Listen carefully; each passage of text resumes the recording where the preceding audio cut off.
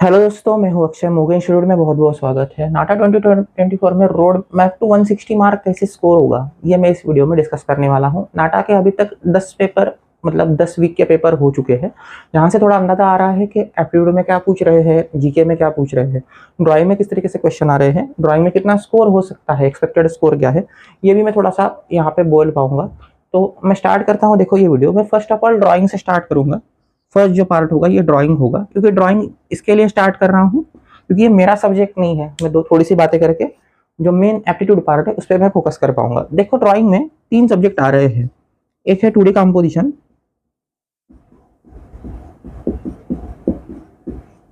इसमें 3 टाइप के क्वेश्चन देखने को मिले हैं। एक आ रहा है लोगो डिजाइन, एक आ रहा है पोस्टर मेकिंग, और थर्ड आ रहा है साइन बोर्ड। जो दुकानों पे बोर्ड होते हैं उसे साइन बोर्ड बोलते हैं। तो उस टाइप के 3 क्वेश्चन यहाँ पे देखे जा रहे हैं। 25 मार्क आउट ऑफ ये क्वेश्चन पूछ रहे हैं, आउट ऑफ 25। तो जो अविनाश सर से मेरा डिस्कशन हुआ, जो मेरी बातें हुई सर से, तो सर का बोलना है कि यहाँ पे इजीली 20 स्कोर हो सकता है, 20 या 20 प्लस यहाँ पे स्कोर हो सकता है, अगर थोड़ा सा भी अच्छा नॉलेज है बच्चे को। उसके बाद में जो पेपर आ रहा है, सेकंड जो क्वेश्चन आ रहा है, ये आ रहा है 3D कंपोजिशन।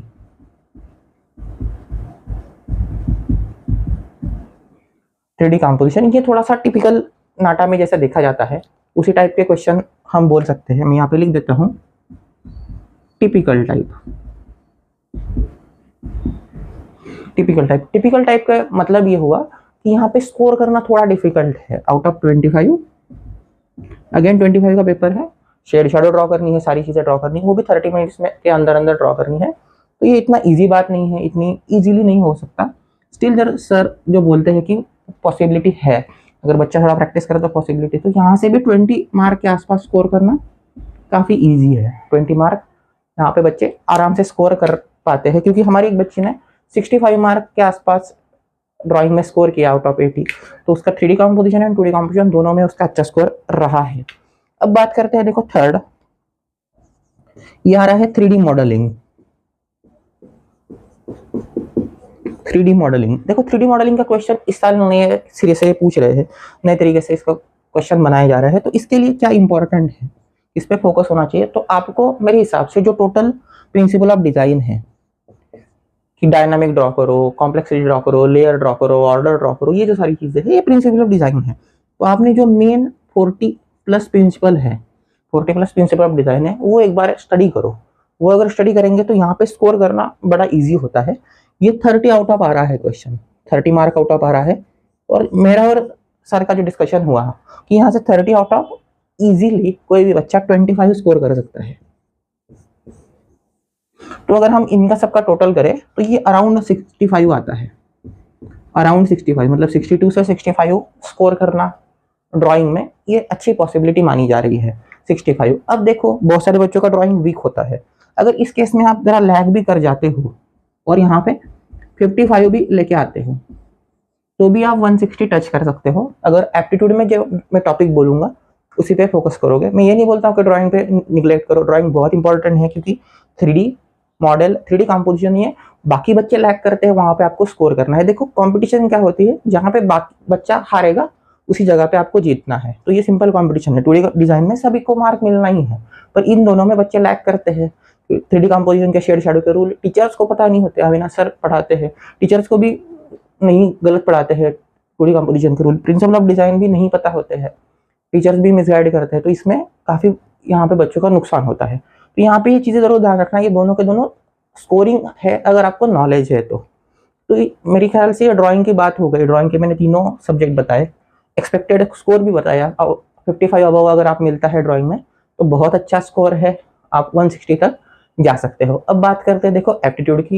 एप्टीट्यूड का जो पार्ट है वो काफी इंटरेस्टिंग आ रहा है, तो अब उसकी बात करते हैं। तो देखो दोस्तों, मैंने एप्टीट्यूड को टोटल 6 पार्ट में डिवाइड किया है, और एप्टीट्यूड का जो पेपर है ये 120 आउट ऑफ आ रहा है। इसका जो ब्रेकअप है ये है 30 क्वेश्चन 2 मार्क के लिए एंड 15 क्वेश्चन 4 मार्क के लिए। ये है एप्टीट्यूड जो पेपर है, इसका ये ब्रेकअप है। तो इसमें ज़्यादा से ज़्यादा कैसे स्कोर हो, इसमें 120 आउट ऑफ 100 के अबव कैसे स्कोर हो, ये मैं बताना चाहूँगा। अभी यस्टरडे जो पेपर हुआ, 5 तारीख को जो पेपर हुआ, वहाँ पे हमारे एक बच्चे थे, आयुषी, आयुषी नाम था उसका, तो उसने आउट ऑफ 120 100 स्कोर किया है। तो ये काफ़ी बढ़िया स्कोर माना जाता है। अगर 100 स्कोर आता है ड्राइंग में, 50, 55, 60, 65 स्कोर करती है तो उसका ज़रूर अच्छा से अच्छा कॉलेज जैसे कि सेप्ट है तो वो मिल सकता है। तो ये सारी चीज़ें यहाँ पे समझते हैं कि 120 आउट ऑफ 100 के आसपास कैसे आ सकते हैं। देखो तो दोस्तों, पेपर एनालिसिस से ये बात समझ में आई कि एप्टीट्यूड का पार्ट है ये काफ़ी फोकस पार्ट आ रहा है। फोकस पार्ट का मतलब है देखो मैथमेटिक्स। मैथमेटिक्स तो सर कितने क्वेश्चन मैथमेटिक्स के यहाँ पे पूछे जा रहे हैं? तो 10 क्वेश्चन पूछे जा रहे हैं। 10 क्वेश्चन पूछे जा रहे हैं और ये 10 के 10 क्वेश्चन इधर 2 मार्क के लिए या 4 मार्क के लिए, depends on length, depends on difficulty level है कि इधर 2 मार्क का दे देता है, 4 मार्क का दे देता है। तो अराउंड 10 क्वेश्चन मैथ्स के आ रहे हैं, वो भी 10th स्टैंडर्ड लेवल के क्वेश्चन है। 10th स्टैंडर्ड लेवल के क्वेश्चन। अगर आपको लगता है कि सर हमारे पास ये क्वेश्चन लेवल नहीं है तो आप मुझे व्हाट्सएप पे रिक्वेस्ट कर सकते हो, मैं आपको वो क्वेश्चन जरूर देने की कोशिश करूंगा, क्योंकि ये क्वेश्चन 10th लेवल के है, इसमें हाइड करने जैसी कोई चीज़ नहीं है और काफ़ी इजी बेसिक कंसेप्ट से सॉल्व होते हैं। अगर शॉर्टकट पता है तो विद इन सेकंड सॉल्व हो जाते हैं। तो ये क्वेश्चन काफ़ी इंपॉर्टेंट है, मैथमेटिक्स ये काफ़ी इंपॉर्टेंट है। इसमें आप मेजोरिटी स्कोर कर सकते हो क्योंकि यहाँ पे आउट ऑफ मार्क मिलने के चांसेस है, ये आउट ऑफ मार्क लेके देगा। दूसरा पार्ट है देखो नॉन वर्बल रीजनिंग, दूसरा है नॉन वर्बल पार्ट। इसके भी अराउंड 10 क्वेश्चन के ऊपर देखे जाते हैं। पर नॉन वर्बल रीजनिंग का इशू ये है कि नॉन वर्बल रीजनिंग जो है ये सभी करने वाले हैं। ये क्या है, ये जो पार्ट है ये सभी स्टूडेंट करेंगे। कद्दू कटेगा तो सब में बटेगा। अगर सबको आ रहा है तो उसमें कोई खास आप आउटशाइन नहीं कर पाओगे बच्चों को। अगर आपको आउटशाइन करना है तो आपको मैथमेटिक्स या फिर जो डिफरेंट पार्ट है उसमें ही आपको आउटशाइन करना होगा। सो ये ध्यान रखना कि ये तो आपको यहाँ पे आपको एक्यूरेसी मेंटेन करनी पड़ेगी। नॉन वर्बल में एक्यूरेसी मेंटेन करो, मैथमेटिक्स की थोड़ी प्रैक्टिस ज़्यादा करो ताकि मैथ्स में स्कोर हो पाए। नेक्स्ट बात करते हैं, देखो जो इंपॉर्टेंट पार्ट आता है यहाँ पे सारे बच्चे लैग करते हैं, सारे बच्चे यहाँ पे लैग कर रहे हैं, यह है कंस्ट्रक्शन एंड बिल्डिंग मटेरियल।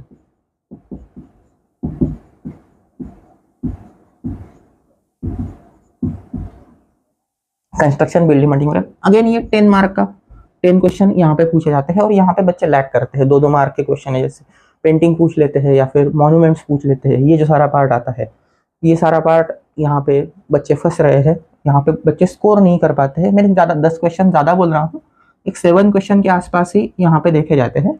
3-4 जो क्वेश्चन हैं वो आपके आर्किटेक्चर अवेयरनेस से देखे जाते हैं। आर्किटेक्चर अवेयरनेस 3 to 4 क्वेश्चन, ये भी अगेन इजी पार्ट में आता है। मॉन्यूमेंट्स वगैरह है तो ये थोड़ा इजियर साइड में मानूंगा, ये थोड़ा सा टफ साइड, थोड़ा सा हार्ड चीज़ है, पर अगेन स्कोर करना इजी है। और लास्ट जो ई पार्ट आता है ये आपका आएगा इंग्लिश पार्ट।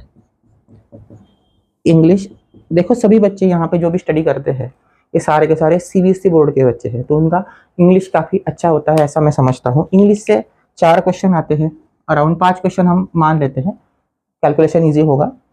तो इंग्लिश में अगर 5 क्वेश्चन आते हैं, सिनोनिम्स एंटोनिम्स आते हैं, तो वो क्वेश्चन ऐसे है कि अगर आपको नॉलेज है तो पता है, नहीं तो आपको स्किप करना पड़ सकता है या फिर तुक्का लगा के निकल जाओ। पर पैसेजेस के क्वेश्चन मिस नहीं होने चाहिए, ये उम्मीद यहाँ पे होती है कि इंग्लिश में पैसेजेस मिस नहीं होने चाहिए। और लास्ट जो डी पार्ट आएगा, लास्ट जो पार्ट आएगा यहाँ पे आएगा आपका मिसलेनियस। मिसलेनियस इसमें जीके, पेंटिंग एंड स्टाइल, ये सारी चीजें पूछी जाएगी। तो ये भी 4-5 क्वेश्चन देखने को मिलते हैं, अराउंड 5 क्वेश्चन अराउंड देखने को मिलते हैं। तो ये सारा पेपर एनालिसिस जब हमने कंप्लीट किया तो ये समझ में आया कि यहाँ से 100+ स्कोर करना इजी है।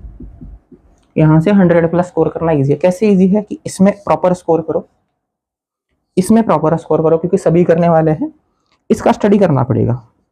ये थोड़ा स्टडी पार्ट है, ये इजी पार्ट है।